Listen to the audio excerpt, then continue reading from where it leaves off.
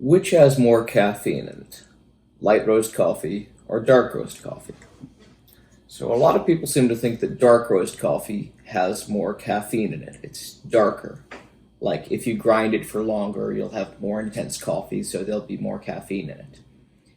Then there are people who come with the opposing theories who say that light roast is actually more caffeinated and that by roasting the coffee more and more, you burn up the caffeine or something in the process. So therefore, light roast is actually stronger in coffee. If you look around on the internet and actually research a bit, there are a number of explanations that both of these are wrong.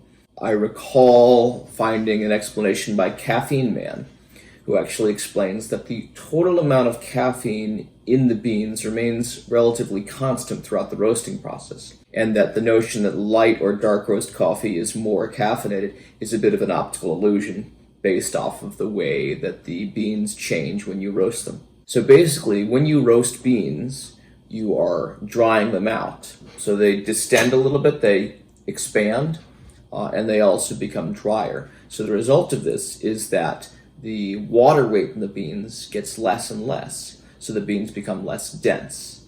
So what this means is if you are measuring per volume, that the amount of caffeine that you're getting is actually going to be less for simple virtue of the fact that for a given volume of coffee beans or a volume of coffee grinds, there's actually less coffee there because the stuff is less dense, it's expanded out. So you have kind of lighter, fluffier coffee.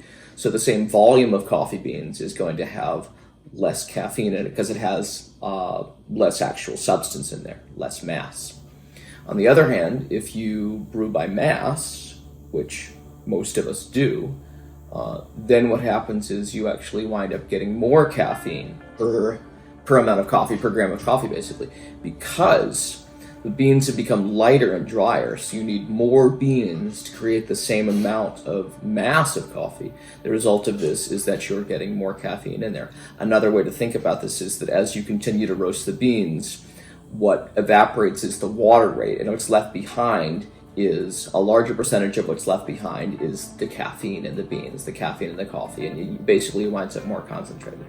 So when I heard this explanation online, I was thinking, well, of course, brewing by mass, but who the hell brews by volume? All adults brew by mass, right? And then I realized, no, a lot of us do brew by volume. So maybe you got yourself a mocha pot. I bet you don't measure out the weight. I bet you fill the chamber up. Same thing if you're brewing espresso. Probably you're brewing more by volume than you are by weight. So that's the theory anyway, is that it has to do with the density of these beans as you roast them, and they get lighter, less mass as the water weight evaporates, and they expand a little bit. Of course, you know me. I'm not willing to just pass off somebody else's theory, so I found some papers to back this up. I'm going to talk you through what those papers conclude, because even if this is true, that beans become lighter and less dense as they roast, we don't have any guarantee that this is a substantial enough effect to where you can actually notice anything. So, roll tape. One more point I want to make before we get started. Some claim that a darker roast makes a stronger coffee, but darker roast just extracts faster, and any barista worth his weight in grinds should offset this with a lower temperature and shorter brewing time to keep total extraction constant anyway. In researching this video, I came across two papers that specifically address how degree of roasting affects caffeine and bean density. A 2011 paper by Hechimovich et al., published in Food Chemistry, and a 2012 paper by Bicho et al. In Ciencia y Tecnología de Alimentos, which I think is health, technology, science. Along the way, I also consulted some related papers and found some sloppy citations, but I did get answers. Hechimovich's paper studied not just the effect of roasting on caffeine content of coffee, but also on the prevalence of an antioxidant class of chemicals that coffee also contains, known as polyphenols. These polyphenols are recognized as antioxidants, preventing chain oxidation reactions in cellular components, resulting in anti-cancer, anti-inflammation, and cardioprotective effects. So in addition to the deuterpenes that coffee has that have been shown to be helpful in preventing cancer, bone disease, diabetes, and inflammation, these polyphenols can also help keep you healthy and further justify your steadfast addiction to your cup of Joe in the morning. Hechemovic's team extracted the caffeine content of different coffee beans by various methods, and the results are shown in a table. The numbers shown seem to indicate that there is not a particular relationship between the degree of roasting and caffeine content within a caffeine extraction method, though curiously, the amount of caffeine found varied by more than a factor of 10 depending on which method they used to measure. HPLC tended to have slightly more caffeine for light roasted, while chloroform extraction had the opposite. And a footnote also says the differences by roasting degree were not significant.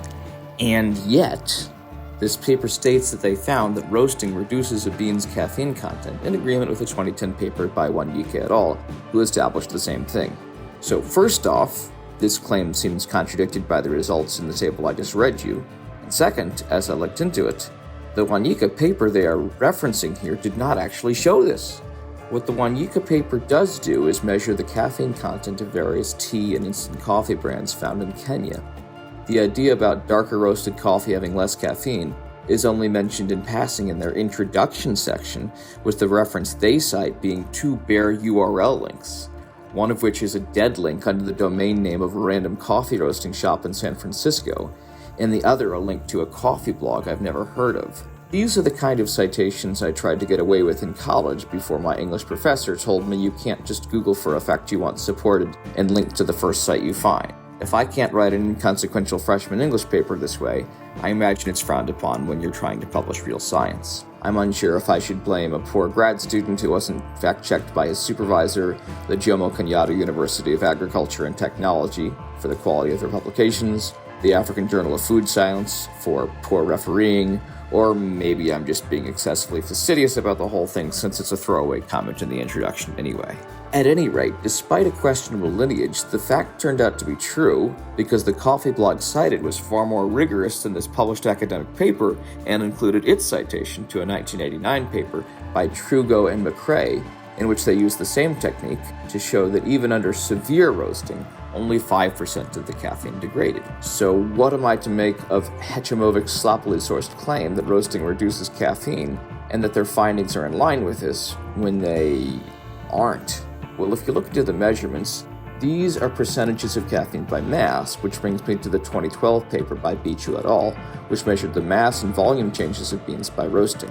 Perhaps percentage caffeine staying approximately constant while roasting actually is a slight decrease because the beans are losing water weight while they roast, i.e. as they dry out, a larger and larger fraction of the remaining mass should be caffeine anyway. The original intention of the Gitu paper was to determine how reliable certain color parameters of beans were in measuring bean quality. They helpfully made measurements of mass, volume, density, and moisture content along the way. They find that mass decreases by 10% for light roast and up to 20% as the beans roast darker, and the moisture content went from 9% of total mass to 3% to 1% respectively. So I suppose this should free up another 2% of the bean's mass for everything else, including caffeine, to occupy. So all in all, I'm willing to judge this as a wash, that caffeine content has changed very little by how dark you roast it, though it decreases slightly. So if you brew by mass, your caffeine content seems to change very little, but what about brewing by volume?